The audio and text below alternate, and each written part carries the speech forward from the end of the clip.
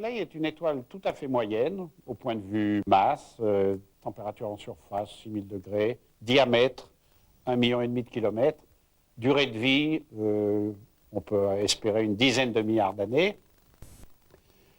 Et en fait, il tient son énergie à partir de réactions nucléaires, des réactions de fusion nucléaire qui ont lieu en son centre. Alors au centre, les conditions ne sont pas habituelles. Il y a 200 milliards d'atmosphères de pression et une température de 15 millions de degrés. Et c'est là que de l'hydrogène, en définitive, se transforme en hélium.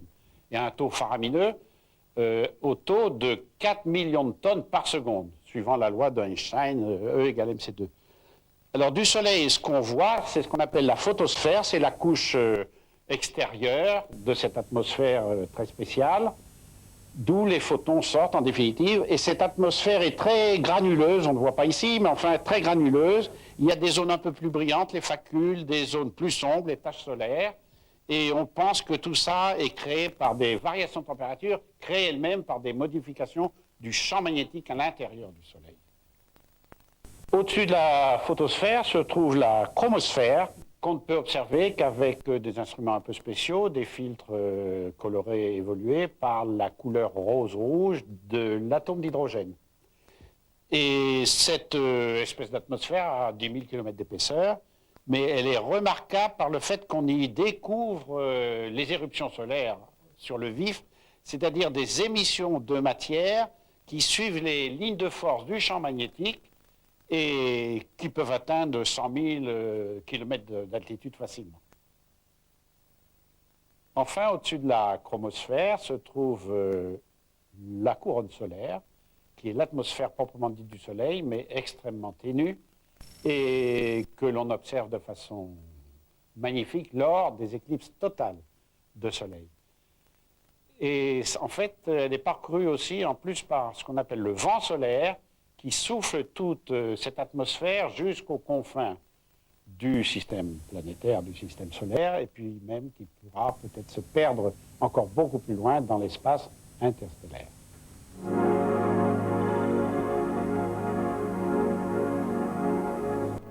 Ce n'est qu'au cours d'une éclipse totale, quand la Lune recouvre la surface du Soleil, que ce halo de particules lumineuses est visible. C'est la couronne solaire, un faisceau ténu d'électrons et de protons s'étendant sur des milliers de kilomètres, un plasma incroyablement chaud pouvant atteindre une température de 1 à 2 millions de degrés. Ce faisceau se déverse dans l'espace sous forme de vent solaire.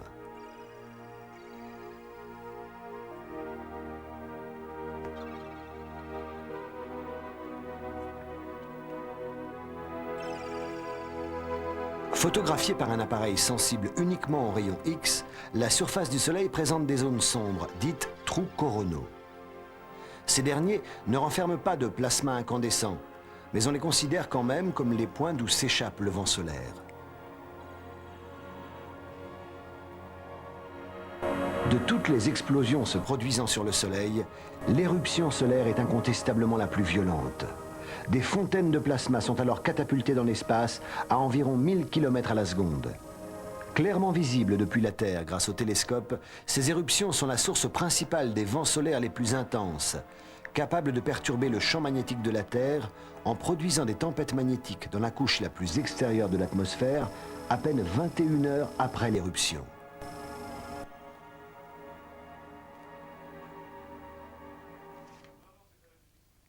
Les phénomènes qui se passent à la surface du Soleil ont des conséquences profondes pour notre pauvre petite Terre. Ainsi, quand une éruption a lieu sur le Soleil, les particules électrisées émises viennent s'enrouler dans le champ magnétique de la Terre pour créer les aurores polaires. Ça n'a pas de conséquences catastrophiques. Quand les taches solaires sont très nombreuses, très puissantes, ça modifie le champ magnétique de la Terre elle-même. Ce qui fait que depuis plusieurs dizaines d'années, on s'intéresse énormément à ce nouveau domaine des relations Soleil-Terre. Ça a des conséquences importantes, par exemple, pour la propagation des ondes radio. Quand le Soleil est actif, l'ionosphère, c'est-à-dire la couche ionisée en haut de notre atmosphère, est modifiée, ce qui perturbe la propagation des ondes radio d'un continent à un autre. Et là, ça peut avoir des conséquences technologiques et économiques importantes.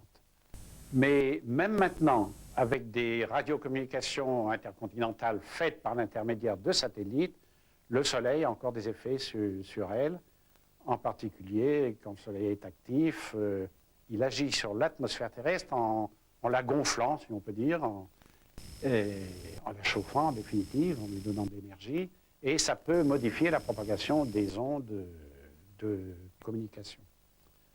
Alors, un effet beaucoup plus spectaculaire, c'est que quand le Soleil est très actif, ça peut induire dans les grands réseaux au sol de distribution de l'électricité ordinaire, à l'échelle régionale ou continentale, ça peut induire des courants tels que ça fait disjoncter ces distributions de courants. Ainsi, en 1969, New York a été privé d'électricité complètement. Ça s'est répété en 1972. Il y a eu des effets semblables aussi au Québec, en Suède. Ce qui fait que c'est la raison pour laquelle les relations Soleil-Terre sont suivies en continu pour éviter se protéger de ce genre d'inconvénients.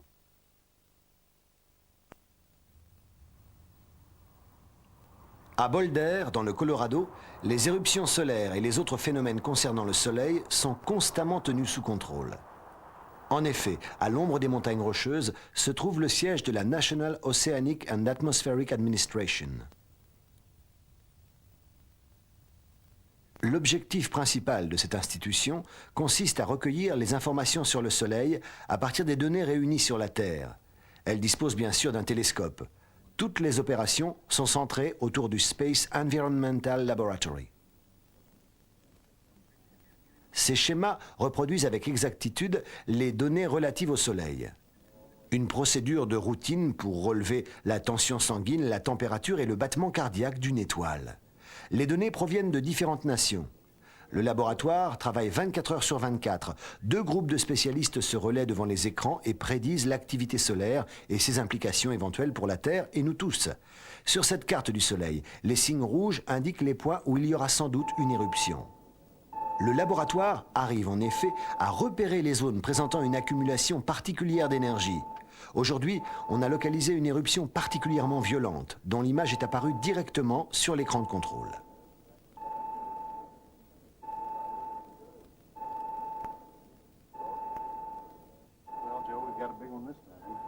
Looks like an X10, Dave. Okay, I'll go run the guidance on it. Si on connaît le moment précis où se produit une éruption, on peut définir quand le vent solaire atteindra la Terre. Mais pendant combien de temps celui-ci va-t-il balayer notre planète? L'ordinateur fournit les prévisions essentielles. Il s'agit d'un vent solaire qui s'approche à des centaines de kilomètres à la seconde. La position est rapprochée, on distingue nettement le parcours. On dirait vraiment qu'il ne va pas tarder à nous tomber dessus. Il faudra environ 48 heures pour que l'explosion se propage du Soleil à la Terre. La tempête aura lieu aussitôt après le passage. Il faut avertir les clients. Oui, ici le Space Environmental Service Center de Boulder, dans le Colorado. Nous vous informons qu'une flambée solaire vient de se produire. Une éruption de classe 10, type 2 ou 4. Le début de la tempête est prévu dans 2 jours environ.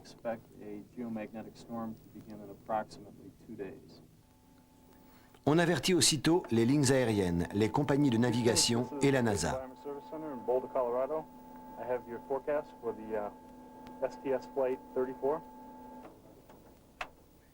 Comme les éleveurs de pigeons, ces oiseaux qui perdent le sens de l'orientation au cours des tempêtes magnétiques, le North American Air Defense Command, le commandement de la défense américaine, a besoin de savoir avec exactitude les données relatives à la dernière éruption solaire.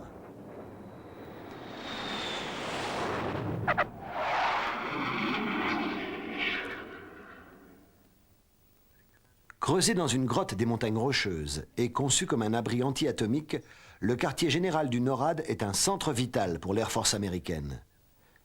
C'est ici que l'on suit et contrôle tous les satellites militaires du monde. Et c'est d'ici que l'on prend les mesures appropriées à l'avertissement lancé par le Space Environmental Laboratory.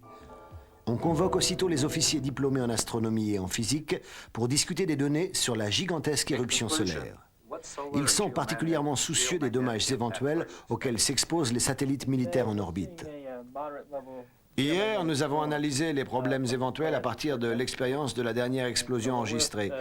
Nous pensons devoir nous attendre à un relèvement de la densité atmosphérique, c'est assez sûr. Cette augmentation va donc influencer l'orbite des satellites. Très probablement, on va également subir une augmentation considérable d'incidents liés aux protons susceptibles d'endommager les parties exposées sur les satellites géosynchrones. On doit donc aussi s'attendre à des messages d'avarie après l'avertissement protonique. Cet avertissement suffira à permettre aux opérateurs de faire quelque chose pour protéger les capteurs?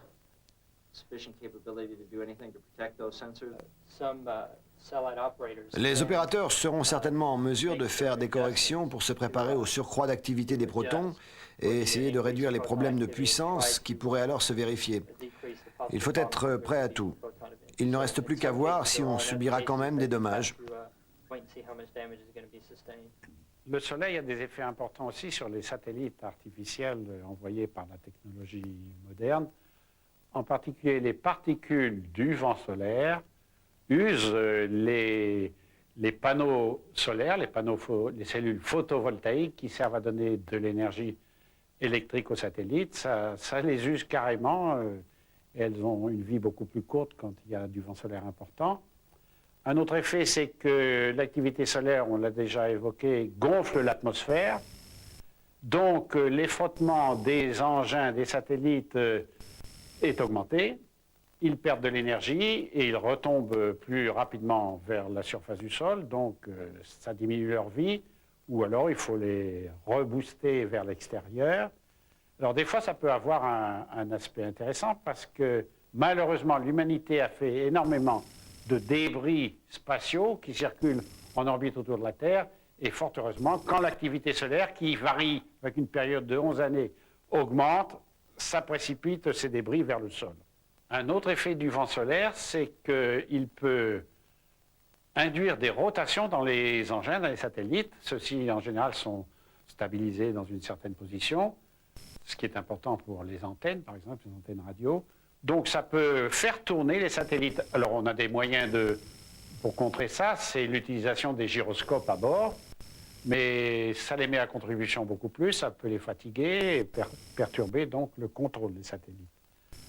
Un autre effet, c'est que c'est physique direct. Alors là, quand il y a une particule énergique venant du Soleil qui tombe sur un ordinateur, sur une puce, ça peut en détruire une très petite partie, qui, à ce moment-là, induit des modifications de logiciels et qui amène forcément à perdre le contrôle complet de certains engins. Alors, il faut essayer de se protéger au maximum de ce genre d'effets vraiment néfastes et coûteux, évidemment. La décennie actuelle a commencé avec le Soleil à son activité maximale et plusieurs satellites artificiels ont subi des dommages ou des anomalies dues au vent solaire intense. En janvier 1990, ce satellite pour recherche scientifique est presque sorti de son orbite et a failli tomber sur la Terre. Seul le Space Shuttle pouvait essayer d'éviter ce désastre en sauvant simultanément les données scientifiques. La récupération a été plutôt difficile, car le satellite allait rentrer dans l'atmosphère où il risquait d'exploser. Il a été bloqué par le bras mobile du shuttle comme dans un étau et transporté ensuite dans la soute de la navette.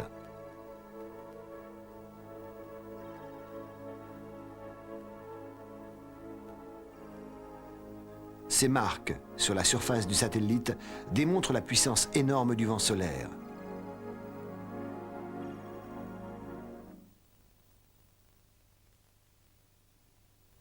Jusqu'à quelle distance peut aller le vent solaire? La planète bleue, Neptune, tourne pratiquement aux confins du système solaire. On sait que le vent solaire va bien plus loin. Il souffle dans un espace 2 fois plus grand que celui compris entre le Soleil et Neptune et connu sous le nom d'héliosphère.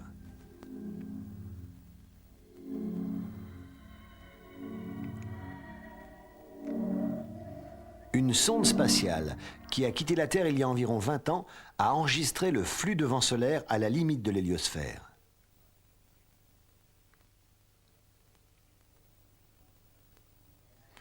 Aujourd'hui encore, on reçoit les signaux de Pioneer 10 venant d'au-delà du système planétaire. Au centre de contrôle Pioneer de la NASA, on surveille cette navette qui a fait le voyage le plus long par rapport à ses prédécesseurs et successeurs. Pioneer 10, lancé en 1972, continue de croiser dans l'espace à environ 7 milliards de kilomètres de distance.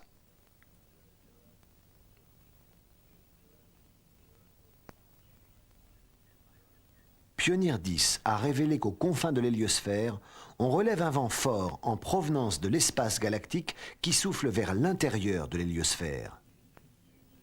Un contrôleur de Pioneer, le Dr Wilt, en étudiant le vent solaire dans les régions les plus lointaines du système solaire, on relève des rayons cosmiques galactiques.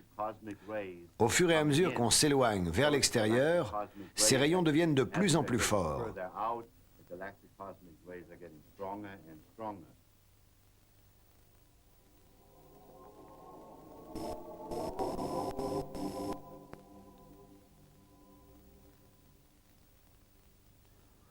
À la suite d'explosions lointaines d'étoiles à l'intérieur et à l'extérieur de notre galaxie, l'espace est investi par des tempêtes de particules. Les rayons cosmiques galactiques, dont l'énergie est nettement supérieure à celle du vent solaire et qui détruisent aussitôt toute cellule vivante, flottent dans le vide au-delà de l'héliosphère, telle une tempête galactique. Ces particules sont si puissantes qu'elles perforent les météorites en attaquant les cristaux.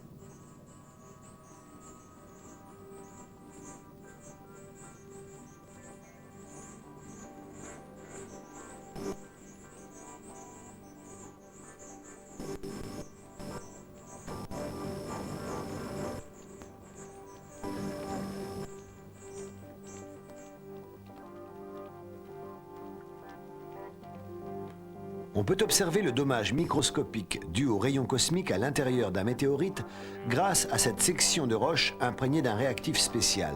Le tracé montre le point où le rayon a endommagé le cristal.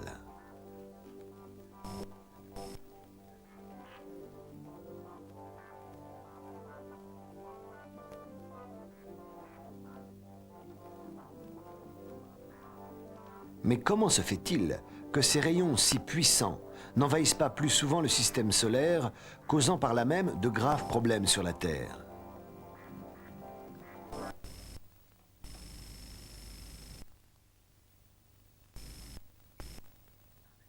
Ce problème a été affronté à l'Observatoire de rayons galactiques de Skull Valley, dans l'Utah.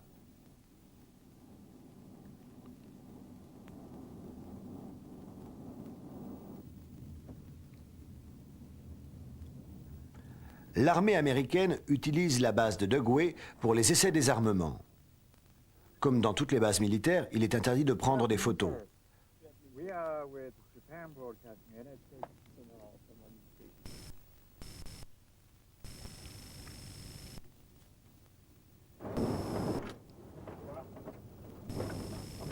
Depuis la voiture, on a pu cependant entrevoir les installations de l'observatoire.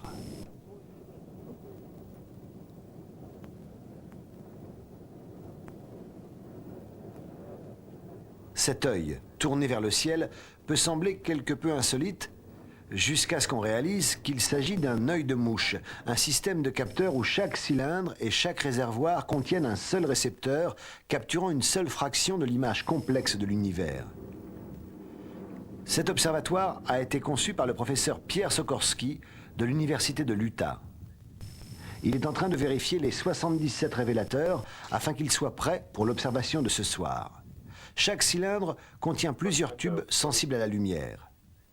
Cette petite fenêtre sert à faire entrer la lumière. Le matériau utilisé est un bon conducteur. Le tube déclenche une impulsion électrique. Chaque fois qu'un rayon galactique en provenance de l'espace entre dans l'atmosphère, il se heurte à des atomes d'azote par exemple. Ces impacts produisent de pâles traînées lumineuses que seuls les mesureurs à haute sensibilité contenus dans chaque cylindre révèlent.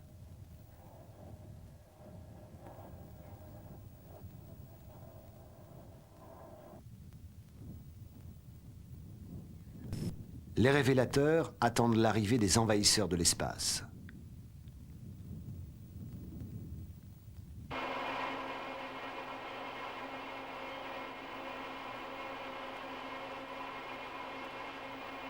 L'observation ne peut commencer que 2 heures après le coucher du soleil, quand l'obscurité est totale. L'observatoire est isolé pour éviter les interférences de lumière. La plus faible quantité de lumière relevée par un mesureur fait qu'un voyant s'allume sur cet écran d'affichage. Grâce à la mosaïque des 77 cylindres, on a une vue panoramique du ciel. Tout rayon galactique en provenance d'un point quelconque est susceptible de révéler sa présence sur ce panneau.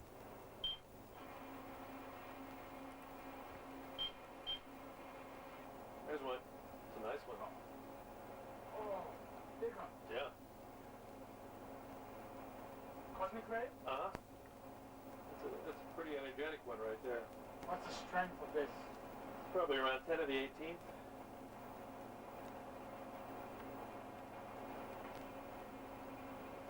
Dans cet observatoire à œil de mouche, au cours des dernières années, on a relevé un nombre toujours moins grand de rayons galactiques. Le professeur Sokorski a remarqué que leur diminution coïncidait avec le renforcement du vent solaire. That's pretty far away too.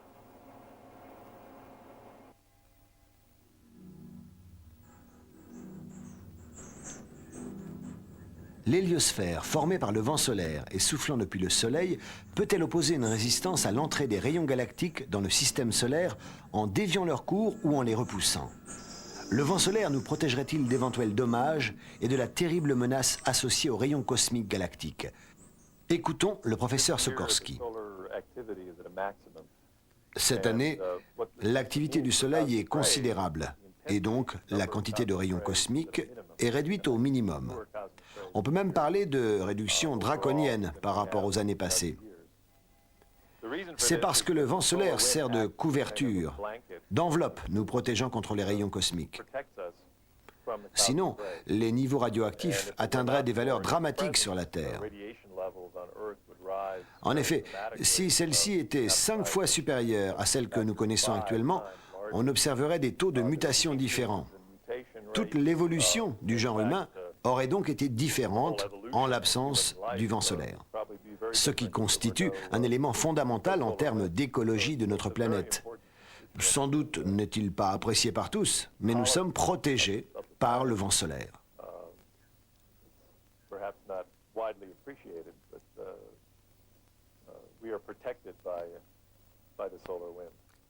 L'activité solaire sera extrêmement dangereuse pour les hommes qui s'aventurent dans l'espace.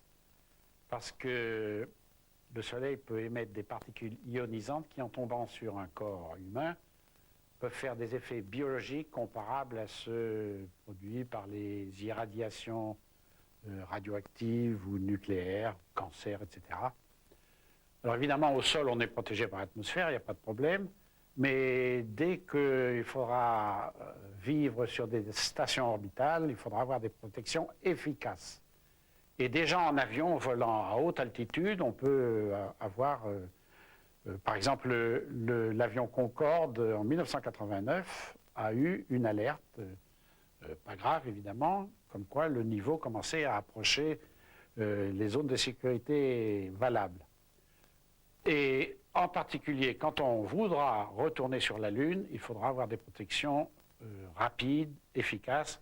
Si on établit une base lunaire fixe, bon, on pourra la protéger par du régolithe pour absorber les rayons, mais s'il faut s'aventurer avec des rovers mobiles sur la Lune, il faudra prévoir des abris instantanés pratiquement. Par contre, vis-à-vis des rayons cosmiques qui nous proviennent de la galaxie et qui ont aussi des effets néfastes au point de vue biologique, l'activité solaire sera bénéfique. Parce que dans ces cas-là, le vent solaire est plus intense et il freine conséquemment l'arrivée de ces rayons cosmiques. Et c'est tellement important qu'on a essayé de voir comment dans le passé pouvait avoir évolué l'activité solaire. Pour ça, on s'est adressé à l'effet de photosynthèse qui agit sur les isotopes du carbone, et en mesurant la quantité d'isotopes de carbone 14 dans les anneaux des arbres anciens au cours des années, on a pu mesurer l'activité solaire sur les siècles ou même quelques millénaires dans le passé, ce qui est une donnée importante pour les prévisions que l'on pourra essayer de faire pour l'avenir.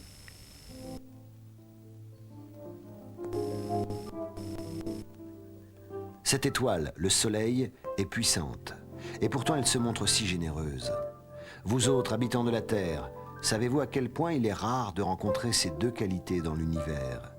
Tels sont les mots du visiteur de Gregory Benford en provenance de l'espace. Il souligne encore une fois notre dépendance au Soleil. Parce que le Soleil permet à la vie de perdurer sur Terre et parce que le Soleil protège en permanence notre planète.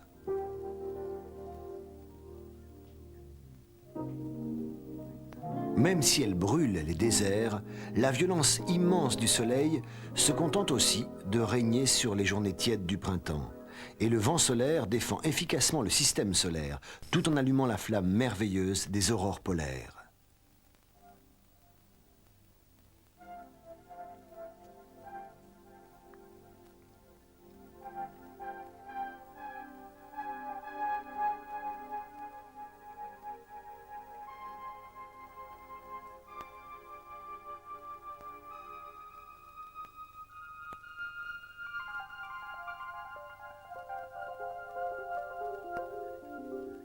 Soufflant impétueusement au-dessus des régions polaires à travers le champ magnétique de la Terre, le vent solaire charge l'air d'électricité et l'oxygène et l'azote deviennent fluorescents.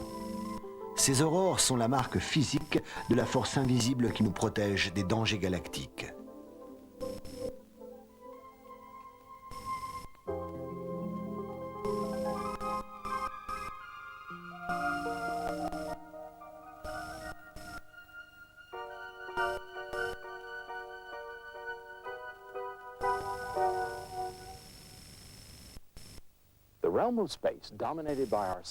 Il est difficile d'imaginer le royaume de l'espace dominé par notre Soleil. Supposons que je me tienne à proximité du Soleil. Je fais un petit pas en avant. Imaginons que ce pas soit la distance existant entre le Soleil et la Terre. Je continue à avancer et je dépasse les planètes pour arriver aux points les plus froids du système.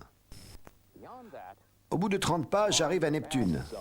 Après quoi, une zone très vaste s'ouvre, où le vent solaire joue un rôle d'enveloppe en repoussant les rayons cosmiques galactiques. 60 pas de plus, et j'arrive dans la zone des ténèbres profondes, que même le vent solaire ne peut atteindre. Qu'y a-t-il derrière? Si mon premier pas était la distance entre le Soleil et la Terre, le royaume du Soleil atteint une grande sphère de boules glacées en orbite. Mais le royaume va encore bien au-delà. Les planètes ne sont qu'une province mineure du royaume du Soleil. Et après la glace en orbite? Selon mon hypothèse, l'étoile la plus proche se trouverait bien au-delà de l'horizon du royaume. Comparé aux dimensions de la Voie lactée, le système solaire n'est qu'un grain de sable. Toujours plus loin, il y a d'autres étoiles. Mais existe-t-il d'autres systèmes solaires tournant autour d'elles? Les confins de notre système solaire seront-ils notre point de départ vers l'immensité qui attend d'être explorée?